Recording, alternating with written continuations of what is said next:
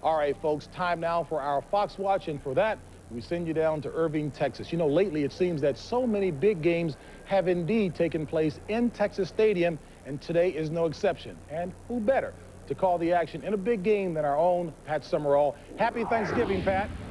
Thank you, JB, and the same to you. And big games, big stories. The story here all week long has been Emmitt Smith. And Pam Oliver's here with us. She had a chance to talk to Emmitt as he arrived at the stadium this morning.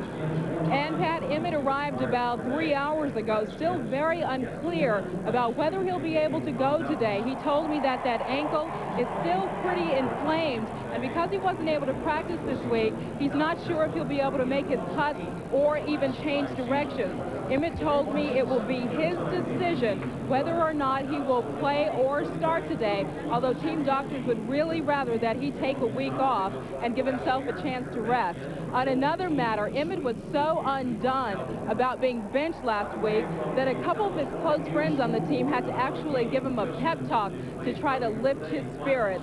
But regardless of that, look for Sherman Williams to go early and often. If Emmitt comes out of the gate the least bit slowly, because the Cowboys desperately need to get something going with the running game. Only 6 teams are worse than Dallas at running the football right now. Let's go back up to Pat and John had a conversation with Ernie Zampese.